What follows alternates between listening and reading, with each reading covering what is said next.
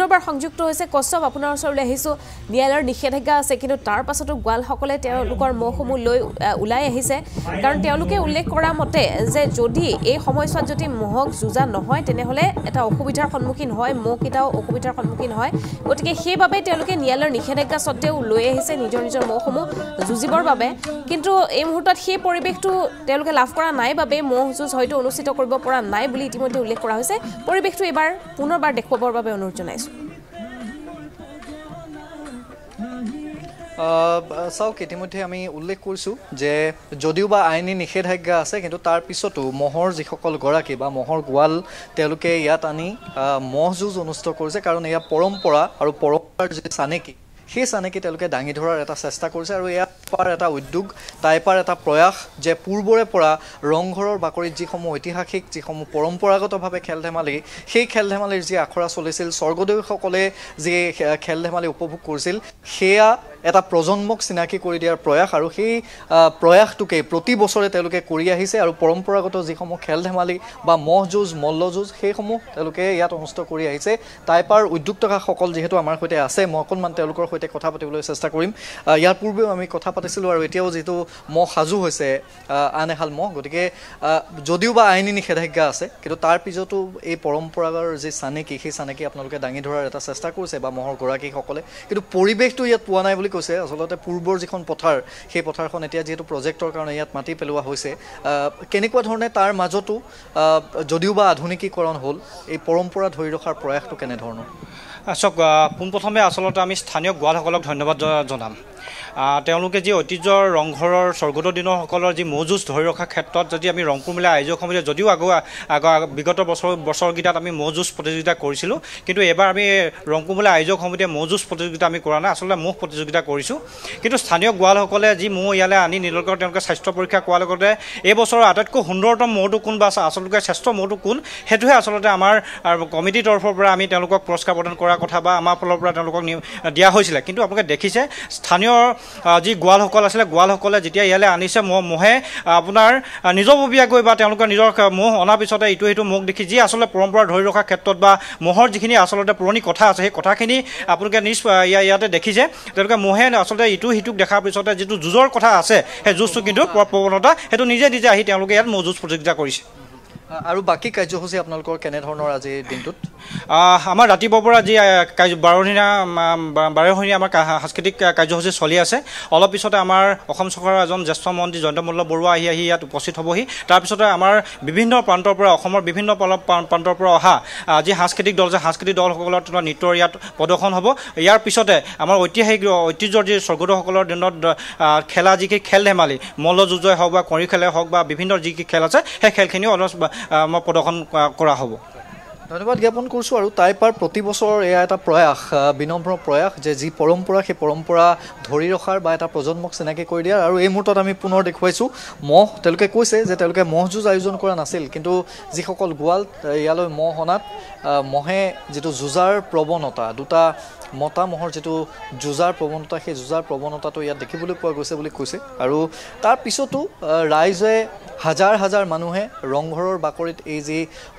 মহ যুঁজ সেই মহ যুঁজ তেওঁলোকে চাবৰ বাবে ইয়ালৈ আহে আৰু তাৰে হয়তো দাবীৰ ভিত্তিত তেওঁলোকে ইয়াত মহ যুঁজ গৰাকীৰ ফালৰ পৰা নিজে তেওঁলোকে স্বাস্থ্য পৰীক্ষা কৰোৱাৰ অন্তত ইয়াত পাতিবলৈ চেষ্টা কৰিছে প্ৰথম আমি এহাল মহ দেখুৱাইছিলোঁ আৰু ইয়াৰ পিছতো এতিয়াকৈ দুটাকৈ মহ ইয়াত আনি সাজু কৰা হৈছে আৰু এই মুহূৰ্তত পূৰ্বৰ যি যেনেধৰণৰ যি ৰীতি নীতি সেই ৰীতি নীতি আমি দেখুৱাইছিলোঁ কিছু সময়ৰ পূৰ্বে যেনেধৰণে হৰিধ্বনি দি ঔ হৰি ঔৰাম কৈ মহ যুঁজ আৰম্ভ কৰা হয় এয়াও এইবাৰো ব্যতিক্ৰম নহয় এইহাল মহকো যুঁজিবলৈ ইতিমধ্যে সাজু কৰা হৈছে আৰু এবাৰ পৰিৱেশটো আমি দেখুৱাম হাজাৰ হাজাৰ মানুহ ইয়াত সাজু হৈ আছে এইসকল দৰ্শকে বিভিন্ন প্ৰান্তৰ পৰা ৰংঘৰৰ বাকৰিত আহি ইয়াত তেওঁলোকে এই পৰিৱেশটো উপভোগ কৰিবৰ বাবে তেওঁলোকে সাজু হৈছে আৰু এইফালে দুটাকৈ মহ সাজু কৰা হৈছে শিৱসাগৰ জিলাৰ বিভিন্ন প্ৰান্তৰ যিসকল মহৰ গৰাকী বা যি মহৰ গোৱাল তেওঁলোকে ইয়ালৈ নিজৰ মহ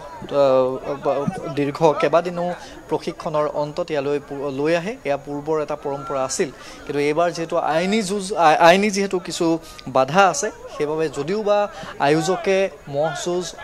আয়োজন কৰা নাছিল কিন্তু তাৰ পিছতো মহৰ গৰাকীৰ নিজাববীয়া প্ৰচেষ্টাত আৰু ৰাইজৰ দাবীত ইয়াত 6টাকৈ মহ তেওঁলোকে কৈছে যে 6টাকৈ মহৰ কোনটো মহ আটাইতকৈ ধুনীয়া তাৰ প্ৰতিযোগিতা তেওঁলোকে আয়োজন কৰিছে আৰু এই মুহূৰ্তত জয় হৰিবোলা জয় ৰাম বোলা ধ্বনি দি দুটা মহ যুঁজৰ বাবে গৰাকী এৰি দিছে এই মুহূৰ্তত আমি পৰিৱেশবোৰ দেখুৱাই গৈছোঁ পোনপটীয়াকৈ ফটো সাংবাদিক শশাংক গগৈয়ে দেখুৱাই গৈছে আৰু সকলো দৰ্শক বা সাংবাদিকসকলক অনুৰোধ জনাইছে যাতে ওচৰলৈ কোনো নাযায় আৰু কাৰণ এয়া যথেষ্ট বিপদজনক যিকোনো মুহূৰ্তত দুৰ্ঘটনা হ'ব পাৰে এই মহ যুঁজত দুয়োটা মহৰ যি খং সেই খঙত বিভিন্ন সময়ত তেনেধৰণৰ ঘটনা সংঘটিতও হৈছে আৰু সেইবাবে সকলোকে অনুৰোধ জনাইছে যাতে ওচৰলৈ কোনো নাযায় নীৰৱতা অৱলম্বন কৰি দুটাকৈ মহক যুঁজৰ বাবে সাজু কৰিছে আৰু যেটো পৰিৱেশ যদিও বা দলনি পথাৰৰ প্ৰয়োজন হয় পূৰ্বতে যদিও বা দলনি পথাৰ আছিল এতিয়া ৰংঘৰৰ যি সৌন্দৰ্য বৰ্ধনৰ যেটো প্ৰজেক্ট সেই প্ৰকল্পৰ কাম ইয়াত চলি আছে গতিকে তাৰ বাবে পথাৰখনত মাটি ভৰ্তি কৰোৱা হৈছে ইয়াত দলনিৰ সেই পৰিৱেশটো এতিয়া নাই গতিকে তাৰ বাবেও মহৰ যি গৰাকী সেই মহৰ গৰাকীয়ে কোৱা মতে তাৰ বাবে মহে যুঁজিব বিচৰা নাই আৰু এই দুটা মহৰ ক্ষেত্ৰতো একেই হৈছে এটা মহ পলায়ন কৰিবলৈ বিচাৰিছে যুঁজিব মন কৰা নাই আৰু গৰাকীৰ ফালৰ পৰা গৰাকীৰ হাতৰ পৰা ইতিমধ্যে মহ পলায়ন কৰিছে কাৰণ মই ইতিমধ্যে কৈছোঁ যে যথেষ্ট বিপদজনক যিকোনো দুৰ্ঘটনা যিকোনো মুহূৰ্তত সংঘটিত হ'ব পাৰে কাৰণ দুটা খঙত থকা মহে যুঁজৰ সময়ত অতি কাষত যদি দৰ্শক থাকে তেতিয়াহ'লে সেই দৰ্শকৰ বাবে এইটো এটা বিপদজনক মুহূৰ্ত হ'ব পাৰে সেইবাবেই সকলোকে অনুৰোধ জনাইছিল যে আপোনালোকে আঁতৰি দিয়ক আৰু এনেধৰণেই ৰংপুৰ মেলাত ৰংঘৰৰ বাকৰিত এয়া পৰম্পৰাৰ যি চানেকি সেই চানেকি তেওঁলোকে দাঙি ধৰিবলৈ চেষ্টা কৰিছে আৰু কিছু মুহূৰ্তৰ পিছত বাৰেৰহণীয়া যি সাংস্কৃতিক অনুষ্ঠান সেই বাৰেৰহণীয়া সাংস্কৃতিক অনুষ্ঠান অনুষ্ঠিত হ'ব আৰু তাৰ পিছত মুকলি সভা অনুষ্ঠিত হ'ব এই মুকলি সভাখনত কেবিনেট মন্ত্ৰী জয়ন্ত মল্ল বৰুৱা যোগেন মোহন স্থানীয় বিধায়ক অখিল গগৈকে ধৰি বহুকেইজন ৰাজনীতিবিদো ইয়াত অংশগ্ৰহণ কৰাৰ কথা আৰু বিশেষকৈ এই যি পৰম্পৰা এই যি লোকাচাৰ ভোগালী বিহুৰ যি এই মাদকতাৰ এই যিটো পৰিৱেশ এই পৰিৱেশটোৰ ওপৰত যি বিভিন্ন চিন্তা চৰ্চা ইয়াত তেওঁলোকে কৰিব আৰু সকলোৱে বাট চাব সেই মুকলি সভাখনলৈ হিমাশ্ৰী হয় আপোনাক ধন্যবাদ জ্ঞাপন কৰিছোঁ এই মুহূৰ্তত কষ্ট পোনপটীয়া সম্প্ৰচাৰত সহযোগিতা আগবঢ়োৱাৰ বাবে